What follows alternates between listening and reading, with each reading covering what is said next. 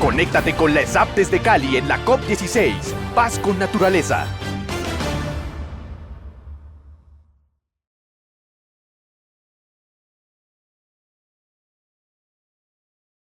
Un saludo muy especial a toda la comunidad zapista que nos está viendo en este momento. Continuamos en la COP16 en la ciudad de Cali, en nuestro stand de la Escuela Superior de Administración Pública. Hoy nos reúne aquí una charla muy interesante con el docente Jason Andrés Hincapié de la Territorial Boyacá, aunque por todas las territoriales ya su conocimiento y su experiencia nos está acompañando. Docente de la especialización de gestión y planificación de desarrollo urbano y regional, y queremos hoy un tema importante que está desarrollando dentro de su asignatura, que es la gobernanza en el suelo periurbano de Tunja y Sogamoso. Entonces, bienvenido a la COP, bienvenido a nuestra stand de la SAP. Jason, ¿cómo le ha parecido y cómo siente antes de entrar a hablar de la gobernanza? Entrar a hablar cómo siente y cómo ha vivido el ambiente acá en la ciudad de Cali en la COP16. Bueno, muchas gracias, director. Muchas gracias a la Escuela Superior de Administración Pública que nos permite estar en estos espacios. Para mí es un honor estar aquí en la COP16. Ahora que venía del aeropuerto precisamente a la ciudad, viendo efectivamente todo este momento de transición entre el suelo rural y urbano, pues definitivamente nuevamente tiene como esa consideración trabajar sobre estos suelos ahí que quedan en el intermedio, en el intersticio, casi que en el limbo, y qué más que sea en el marco de una cumbre tan importante en términos de biodiversidad. Clave el hecho de la conversión de usos del suelo que uno podía ver, no solamente viniendo para acá, sino desde el avión. Entonces pues es muy importante que dialoguemos desde estos espacios donde buscamos pues mejores políticas públicas. Bueno, muy bien. Sobre esa conversión y que se está dando en muchas ciudades e incluso ya ciudades intermedias, se está dando la conversión del suelo rural al suelo urbano, interesante para varios temas. Ordenamiento territorial, pero igualmente para el tema de las finanzas públicas locales, que se mueve mucho, y pues para el desarrollo de la economía y sobre todo la producción de alimentos, que también es una parte interesante sobre este aspecto que hay que estudiar. Usted ha preparado y ha estado estudiando dentro del marco de la asignatura un tema de gobernanza sobre ese suelo periurbano y ha dedicado un estudio a realizarlo de Tunja y Sogamoso. Cuéntenos sobre esos aspectos. ¿Qué primero lo originó a llevar ese estudio, a realizar, y sobre todo esos dos territorios, y cómo va ese desarrollo?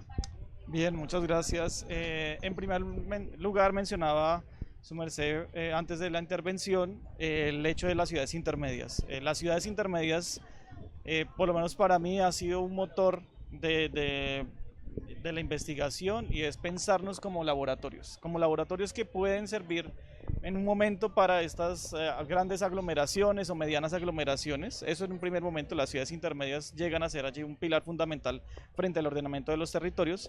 En un segundo momento, en el marco de esta asignatura de gobierno, de políticas públicas, gobierno y territorio, de la especialización en GEPUR, pues allí empezamos a dialogar sobre contextos similares, sobre el periurbano, sobre ese momento de transición entre el suelo urbano y rural. Aquí pues traemos dos escenarios de Tunja y Sogamoso. Sin embargo, en la especialización pudimos contar, habían estudiantes, o hay estudiantes más bien, que refieren casos en Neiva, que refieren también casos en Medellín, por supuesto, algunos en Cali y otros en Pasto. Entonces encontramos así como algunos puntos comunes sobre esta transformación. Lo otro que vemos de una manera muy importante, especialmente allí en la especialización, pues es la organización de salidas de campo, ¿no? Hemos hecho ya 2 salidas de campo, este es nuestro segundo semestre con salidas, evidenciando cómo el fenómeno, primero la metropolización supone partir desde un núcleo urbano mayoritario y que se va disgregando por el espacio, ¿cierto? En otros núcleos pues más pequeños, pero que a su vez tiene presiones, por ejemplo, de movilidad, lo decía su merced, frente a las condiciones alimenticias, al agua, que llega a ser tan fundamental. Y pues bueno, las salidas de campo nos han permitido encontrar como algunos puntos también claves en los cuales se puede intervenir desde la política pública. Entonces, esto ha motivado fundamentalmente el estudio y bueno, otra cosita allí es el tema de la investigación doctoral, que ha supuesto también pensarnos en esto del periurbano como otra recategorización, ¿no? Entonces ya la mencionamos. Listo, muy bien. Bueno, interesante lo que comentes sobre todo en la parte de las variables que tiene toda esta transformación. Eh, Acá contando el tema de la práctica en el caso de los estudiantes. Ese es el objetivo de la academia y nosotros en la Escuela Superior de Administración Pública es que este producto de investigación que se está realizando en todas las territoriales por nuestros docentes, pues que sea aplicado y que sirva para algo dentro del territorio que estamos nosotros participando. En el caso suyo, pues tema Boyacá, y es muy importante. Una de las cosas que uno encuentra en este crecimiento de las poblaciones y ciudades es que no existe precisamente esa planificación. O sea, no hay ese proceso de planificación de desarrollo urbano y por eso crecemos en forma desmedida. ¿Cómo encontró ese tema dentro de la falta de planificación? Bueno, cuéntenos entonces cómo encontró este tema de la falta de planificación y me imagino que muchos de los estudiantes hacen parte de las secretarías u oficinas de planeación de sus territorios. Muy bien, gracias por la pregunta. Bueno, en esencia nuestros estudiantes pues están focalizados sobre las secretarías de planeación, quienes se interesen por temas también de desarrollo rural y urbano. Entonces nuestras discusiones han sido centradas en varias dimensiones. Yo quiero aquí mencionar 4 dimensiones. Una, la dimensión económica, en la cual vemos que hay una rápida y una creciente rentabilización allí de las condiciones del precio del suelo. Esto entonces motiva a que el suelo urbano que tenemos en ese intersticio, ¿cierto?, entre lo urbano y lo rural, pues aumente su valor. ¿Sí? Esto pues lleva a que se convierta en un círculo vicioso, ¿no? Entonces aumento el valor, tengo unas rentas por allí, unas rentas diferenciales, unas rentas absolutas que me van a hacer cada vez más transformar suelo e irme corriendo, ¿no?, la frontera. Eso en un primer momento, y ahí lo vemos que es algo fundamental para, no solamente para la investigación, sino para la política pública, y es la capitalización de las rentas. Ahorita pues hablábamos antes sobre el término de plusvalía. Entonces la capitalización de la renta supondría, por lo menos desde un punto de vista teórico, en cómo efectivamente controlar o disminuir esas presiones sobre el crecimiento del suelo urbano sobre el rural. La capitalización entonces tendería a que en este caso el Estado generar allí una maximización, si se quiere, de esa ganancia que de momento hoy pues está perdiendo. Esto reduciría un poquito esas presiones. Las otras dimensiones que tenemos, pues es la dimensión ambiental. Sí, profesor Jason, para ir abordando una por una, preguntarle sobre la dimensión económica, pues le cuento, yo soy dentro de mis áreas de asignatura de las finanzas públicas y una de las cosas que yo le planteo siempre a los estudiantes es que la plusvalía es un elemento fundamental, una fuente de financiación importante y que no hay conocimiento al respecto de cómo cobrarla, cómo implementarla para beneficio de los territorios, pero sí se nos está pasando mucho suelo rural al suelo urbano con esa connotación de ganancia lógicamente para el privado, pero lo público perdiendo por el no cobro de la plusvalía. Es lógico que la ganancia está implícita, de pasar de vender por hectárea a vender por metro cuadrado, pues es una gran ventaja para el dueño de la tierra. ¿Cómo encontró ese aspecto en estos territorios y cómo encontró la implementación de la plusvalía en el estudio que está realizando? Gracias. Bueno, puntualmente en estos casos de Tunja y Sogamoso, hemos visto que el precio puede estar variando ya entre un 80% respecto a cómo se cobraba precisamente por hectárea en la ruralidad. Entonces ahí entendemos que hay una problemática y es cómo cobrarlo ahora en metros cuadrados, como bien decía. El hecho, así como el tema de la plusvalía que se habla desde la ley 388 del 97, es decir, ya llevamos un poco más de 25 años hablando sobre cómo cobrarla y aún las administraciones pues se quedan cortas frente al cobro. No se sabe entonces cómo, por ejemplo, cambiar las volumetrías, cómo integrarlas a la estimación de esa participación, pues ahora tampoco se hace desde el punto de vista de las hectáreas a metro cuadrado. Entonces ahí entendemos que no hay un cobro y eso también está muy relacionado con algo que es clave para este país y es la actualización catastral y por supuesto el catastro multipropósito, que sin eso pues estamos lejos, ¿cierto?, de ir teniendo un inventario de esa transformación de los suelos.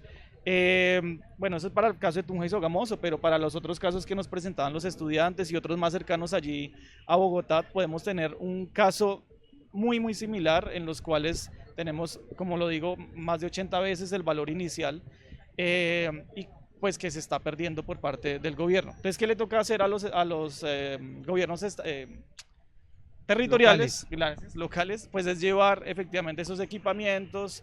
Si teníamos servidumbres, entonces ver cómo podemos relacionarlas allí con esas zonas de expansión, para lo cual pues se quedan muy cortos, precisamente porque no hay cómo apalancarlos. Entonces desde la especialización pues hemos pensado en cómo hacer esa capitalización de la renta y ahí pues ha sido objeto también de estudio, no solamente en las clases sino también en otros encuentros con los profesores allí de la especialización. Y pues la idea es que al final del periodo del año pues consolidemos una suerte de modelo aplicado en algunos pilotos para ver cómo podemos efectivamente capitalizar esa renta. Listo, muy bien. Bueno, como en calidad de director territorial Tolima, voy a empezar la tarea de solicitar esta especialización en gestión y planificación del desarrollo urbano y regional para que sea ofertada en el Tolima, porque me parece muy interesante y sobre todo que hay varios municipios nuestros del departamento y más la capital musical en esta transformación del territorio, y nos falta lógicamente personal preparado en las administraciones municipales para afrontar este reto y esta transformación.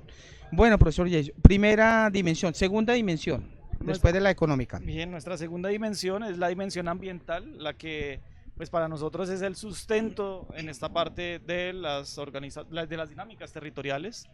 Esta condición o esta dimensión ambiental la podemos estudiar desde varias perspectivas, una de ellas la provisión de agua y también no solamente la provisión en la captación, sino qué hacer con el agua o las aguas grises, ¿no? que salen allí como un proceso bien importante de metabolismo urbano.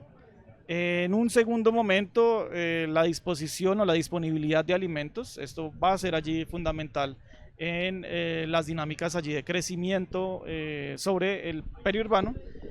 Y en un tercer momento, que lo hemos pues estudiado allí desde las salidas de campo y demás, es ese cambio en los usos. Entonces tenemos unos usos que mayoritariamente habían estado abocados hacia la explotación de monocultivos, por llamarlo así, y hoy entonces tenemos una rápida transformación a evitar o un poco de derrumbar esta cobertura vegetal, transformada por supuesto, para darle cabida hacia suelos cada vez más antrópicos. Esto pues tiene una relación muy importante en términos ambientales. Tenemos mayores islas de calor, tenemos por supuesto a partir de la mayor densificación, tenemos relaciones que aumentan las problemáticas que nos promueve el calentamiento global. También tenemos entonces menos provisión de agua y de alimentos. Entonces ahí se configuran varias problemáticas que, vuelvo a considerar, es clavísimo que lo revisemos desde las políticas públicas. Yo me quedo con la densificación, por ejemplo. La densificación seguramente podríamos cambiar las volumetrías, hacer edificios más altos, generar menos desplazamientos. Por ejemplo, si desconcentramos efectivamente los municipios, generaríamos menos desplazamientos y eso haría por lo menos que la densificación sirva, porque es que hoy tenemos en nuestros modelos de ciudades muy informales, tenemos densificación, pero también tenemos un crecimiento sobre periferia. Entonces hoy tenemos la densificación en periferia. Es algo que definitivamente entra en choque con estas políticas allí de crecimiento de las ciudades. Bueno, Jason, tenemos entonces esta dimensión ambiental y pues muy a propósito de hoy lo que nos convoca a estar acá en la ciudad de Cali, que es la COP16 y uno de los temas fundamentales es el recurso agua, el recurso hídrico. Y está hablando por aparte otro tema que es la densificación. Ese tema de densificación que uno va, bueno, listo, vamos a temas recursos naturales que se disminuyen por el crecimiento de la población y por la expansión de suelo urbano, pero también esa densificación también va, creo yo, en contra de la calidad de vida, porque más personas juntas en un mismo espacio, ya hacia horizontal, pero pues de todas formas con menos calidad de vida, menos espacios, menos zonas verdes, menos zonas de recreación. ¿Cómo entonces esa dualidad? Bien, es una muy buena pregunta. Allí yo referiría a un tema de justicia ambiental y justicia espacial. Yo en la medida, por ejemplo, en que, bueno, tenemos en estas ciudades de lo que se ha denominado el sur global, una densificación que no opera de una manera igualitaria hacia donde pues vienen estas teorías del norte global. Entonces en estas ciudades tenemos una densificación sobre los bordes, pero no es lo mismo para el borde, por ejemplo, de los barrios populares, a un borde de estratos pues, más altos. En los estratos altos tenemos sí densificaciones, pero tenemos varios equipamientos, varios servicios, ¿cierto? Que permiten tener una mejor calidad de vida, a diferencia o en contraste a aquellos barrios o asentamientos, porque ni siquiera podemos hablar de que todos están ya legalizados, en donde tenemos menos acceso a estos equipamientos y servicios. ¿Qué tenemos hoy? Entonces, para poder acceder a ellos, tengo que desplazarme hacia los centros, ahí genero mayores presiones sobre nuestra condición ambiental y con ello, pues, para mí hay una relación clave, justicia ambiental y justicia espacial, que nos está llevando a ciudades cada vez más segregadas entre sí. Y pues que tienen esa relación directa con estas condiciones ambientales, por supuesto. Listo, muy bien. Bueno, y definitivamente pues esto, un reto importante para los formuladores de políticas públicas, para los formuladores de políticas públicas y para la gobernanza, para la administración territorial. Tema agua, una última pregunta sobre tema agua. La falta de planificación ha llevado a entonces nos convertimos en zona urbana, construcciones, lógicamente para construir, para eso se habilita la zona urbana, pero después de que están las licencias y los permisos y ya construcciones, entonces es cuando nos acordamos del agua. Oiga, y a esto hay que suministrar agua y lo otro es, aparte de suministrarles, ese suministro va a debilitar la capacidad de suministro de la habitantes actuales y de las construcciones actuales. Eso me imagino y creo que lo encontró como uno de los hallazgos de investigación. Sí, efectivamente ahí partimos, hay varias también intrínsecos en esto, y es uno, el tema de, bueno, tenemos las densidades habitacionales. Primero, cómo llevar el agua, ¿cierto? En términos Sí. de volumetrías, de alturas. Eso es un primer reto para las administraciones. Dos, la expansión sobre esas periferias, tender o hacer un tendido más bien eh, de alcantarillado, de redes de servicios, también supone un reto fundamental. Y lo encontramos también porque el tema del recurso hídrico está asociado a lo que yo uso y ya está. Es decir, yo abro la llave y pues no pasa nada más después, pero pues eso tiene una relación bien importante. En otra investigación que se desarrolló en años pasados, precisamente en la territorial Boyacá, veíamos que la gobernanza del agua es un elemento fundamental para pensarnos estos territorios a futuro. Entonces decíamos allí que un elemento clave es identificar los territorios desde un punto de vista hidrosocial. Entonces hidrosocial, teniendo en cuenta respetar las franjas paralelas, las zonas de inundación, todas estas, digamos que espacios que han sido dispuestos para que tengamos allí mayor control de contaminaciones, construcciones y demás. Eso es uno. Lo segundo allí que entra a operar fundamentalmente es entender que sobre las cuencas alta, media y baja que ha sido seccionada, que pues desde nuestro parecer es interesante administrativamente, pero pues también entenderlo que la cuenca es una sola. Sí, que yo tengo esa subdivisión por facilidad, términos prácticos, por ejemplo, de un manejo de POMCAS, pero que es necesario que nos pensemos ese territorio como uno. Entonces ahí tenemos también unos retos que afrontar para las administraciones. Yo lo dejaría entonces con esa gobernanza hidrosocial que estaría relacionada con una mayor amplitud frente a la comprensión de las dinámicas sociales frente a la condición agua. Listo, mi profesor Jason, entendido ese tema y pues le comento, yo las preguntas que le he venido haciendo, no es que sea experto en el tema, eh, soy un amigo de estudiar el tema de la planificación y desarrollo regional, sin ser experto, pero el tema del agua lo vimos en la ciudad donde actualmente estoy, que es la ciudad de Ibagué, y con un gran crecimiento, y hoy tenemos problemas de agua por resolver que las administraciones municipales pues están tratando de realizar políticas públicas para poder asegurar esta prestación del servicio con calidad y con la cobertura requerida. Sigue otra dimensión? ¿Cuál dimensión adicional hay? Bien, nuestra dimensión es la político-administrativa. Entonces esta dimensión político-administrativa supone las revisiones de planes de ordenamiento territorial, que a la fecha en este país pues tenemos una muy baja tasa de actualización, o ya 2024 deberíamos estar hablando de algunos planes de ordenamiento casi de tercera generación, pero tenemos que un poco más del 60% de municipios en el país todavía trabajan sobre el segundo, ¿no? Eso ya de entrada supone varios retos porque no tenemos en cuenta entonces en esos planes que pues están desactualizados, por ejemplo, el crecimiento, no tenemos cifras exactas de cuánta población tenemos, no solamente residente permanente, sino también flotante. Entonces hay allí unos retos. Por supuesto, la desarticulación de alguna forma con los planes de desarrollo, no solo municipales, sino también departamentales, está generando unas afectaciones bastante importantes. Y pues los instrumentos allí no solamente de gestión para el cobro, como el caso de plusvalías o de capitalización y otros, sino también los instrumentos de ordenamiento. Entonces no contamos con un equilibrio, ¿cierto? Una sinergia entre estos. Es algo que ya hemos venido hablando, por supuesto, desde antes de la ley de ordenamiento, desde el 2011 ya estamos hablando, pero pues que hoy todavía 2024 seguimos insistiendo en lo mismo, ¿no? Que haya una mayor articulación, que efectivamente se tenga una relación y ahora muy clave con el instituto, el IGAC, en términos de un mejor mapeo de nuestros territorios. Eso supone pues que tengamos en cuenta lo que hablábamos ahora frente al catastro multipropósito y a la actualización.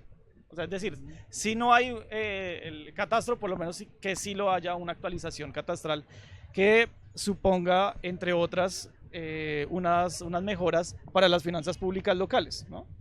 Y el hecho, y aquí quiero hacer un paréntesis, porque cuando uno habla de la actualización catastral, entonces las personas dicen, no, pero es un mayor cobro, ¿cierto?, sobre los impuestos. Aquí el tema está en que las administraciones, a su vez que permiten la actualización, tienen que tener en cuenta que se deben actualizar las tarifas, porque si no actualizamos tarifas, no estamos en nada.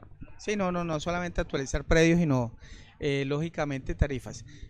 Uno de los problemas, lógicamente, del proceso de planeación es el desconocimiento que se tiene al formulación de los planes de desarrollo, de que yo digo que hay un papá.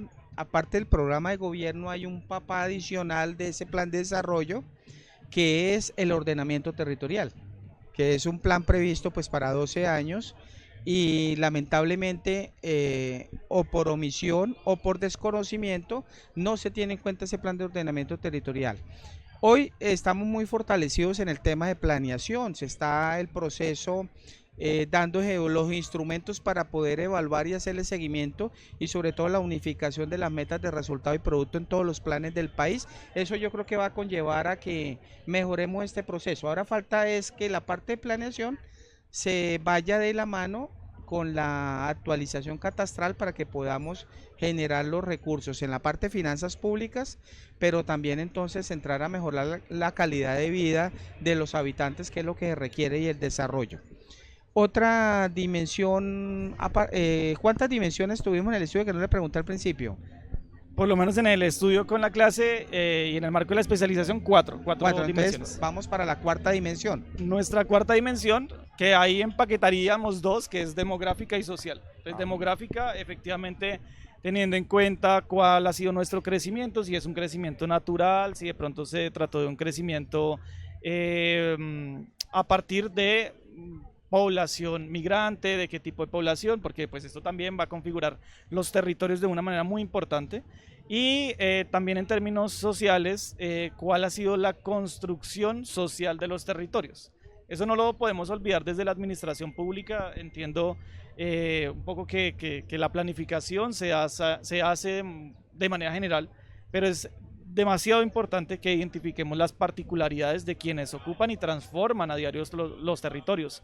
Por ejemplo, no podemos entonces desconocer que hay multiplicidad de actores en esto del suelo periurbano, de la transformación. Tenemos actores inmobiliarios, tenemos actores pues constructores de viviendas, tenemos por supuesto en algunos casos desarrolladores piratas de vivienda, ¿sí? Sí. Tenemos una amalgama bastante importante que es necesario que lo abordemos pues de manera amplia. Si no, pues esto de lo social, esta dimensión de lo social se nos puede quedar muy corta. No, y que entra lo social en la disyuntiva de siempre.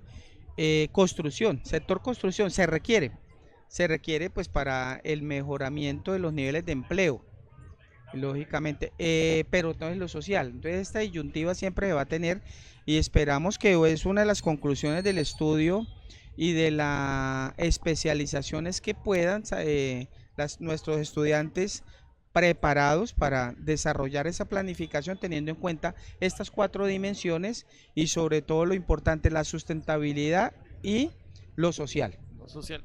Ahí lo último para añadir es que tenemos efectivamente que en el 78%, más bien, que la energía que se consume en la actualidad, el 78% de esta se hace en las ciudades, ¿cierto? Y el 60% de las emisiones por gases de efecto invernadero también se hacen en las ciudades que además pues a partir de su mayor densificación generan cada vez más, es decir, otro círculo vicioso allí frente a estas dinámicas de crecimiento. Claro, se necesita lugares para vivir, por supuesto, se necesita entonces también lugares para trabajar, pero ¿cómo hacemos entonces para evitar estos grandes desplazamientos? Ahí de entrada es todo el trabajo se debe volcar, o bueno, gran parte del trabajo se debe volcar sobre ciudades intermedias. Su merced decía ahorita frente a Ibagué, por ejemplo.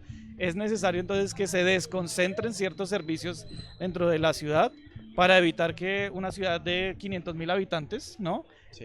Ya tenga tantas presiones en términos ambientales, no solamente pues, sociales, sino también ambientales. Yo creo que ahí tendremos que trabajar muy fuertemente frente a las ciudades que queremos, evitar ciudades que son altamente jerarquizadas, es decir, que sus actividades económicas están centralizadas, ¿no? Por ejemplo, en las gobernaciones o en las alcaldías, que es decir, ahí tenemos una relación periferia-centro en las mañanas, periferia hacia los bordes más bien en las tardes. Ahí tenemos de entrada ya... Al final de la jornada. Un efecto pues negativo en estas dinámicas de crecimiento. Listo, muy bien. Bueno, mi querido y apreciado docente Jason, un gusto haber estado y compartido con esta temática en el día de hoy dentro de la COP 16. Un mensaje final para toda la comunidad zapista, nuestros estudiantes, docentes, los investigadores y lógicamente todo el personal académico y administrativo de nuestra SAP. Un mensaje clave aquí es a seguir investigando. Yo creo que el hecho de investigar nuestros territorios, hacer salidas de campo, ser bien dinámicos en términos pedagógicos nos puede ayudar a comprender toda esta geografía de nuestros territorios, que es altamente diferencial. Yo no puedo decir, por ejemplo, que la geografía de Ibagué es igual a la geografía de Boyacá. Tienen, por supuesto, ciertos puntos de encuentro, pero ninguna geografía es igual. Luego, las políticas públicas tienen que aplicarse desde un punto de vista geográfico que responda a esas lógicas pues totalmente diferenciales. Otro mensaje, por supuesto, es a que nos preguntemos siempre, yo les digo a mis estudiantes, siempre que usted venga en el bus, piense, mire al lado y lado y dígame cómo está cambiando toda la dinámica espacial. A diario cambian las dinámicas espaciales. Por ejemplo, lo que tenemos hoy en la COP desde Cali cambió y transformó totalmente la forma en la que se vive el centro de la ciudad. No solamente en términos de trancones, sino también en términos de quienes visitan la ciudad, cómo se charla y se comenta la ciudad y se vive la ciudad. Yo creo que desde estos escenarios que pueden ser cotidianos, es necesario que nos pensemos las ciudades del hoy. No podemos hablar del mañana, necesitamos hablar de acciones concretas en el hoy. Por eso hablamos del suelo periurbano, para evitar ese crecimiento innecesario sobre los bordes. Tenemos que pensarnos cómo densificar las ciudades, desconcentrarlas, evitar tantos desplazamientos que al final del día pues tienen por supuesto un crecimiento bien amplio de los gases de efecto invernadero. Entonces mis mensajes son en esas tres vías: pedagógicos, didácticos y en el cotidiano, ver esas geografías de lo cotidiano. Bueno, y esos temas indiscutibles, mensajes que nos da, lógicamente va orientado también a nosotros, cómo impartimos la cátedra, a nuestros docentes, cómo logramos que los estudiantes visualicen todas estas variables que están pasando en nuestro territorio, en nuestras ciudades, y que dentro del proceso investigativo pues logremos, como en este caso, un estudio de gobernanza que permita conocer la realidad del territorio y sobre todo la importancia y detalle de ajustar ciertas políticas públicas para poder implementar y mejorar no solamente el desarrollo local, sino lo más importante, la calidad de vida de nuestros habitantes. Profesor Jason, bienvenido a la COP, nuestra casa siempre su casa, y un agradecimiento especial en nombre de nuestro director Jorge Iván Bula por estar hoy acá presente, y siempre un gusto estas conferencias. Espero invitarlo al Tolima. Nosotros ya tenemos un docente muy importante también en ordenamiento territorial, nuestro docente Camilo Clavijo, que ayer precisamente nos acompañó en otra emisión en este espacio de la COP, y esperamos entonces por un lado su visita y por otro lado desde ya pidiendo la especialización para la Territorial Tolima. Un buen día para todos.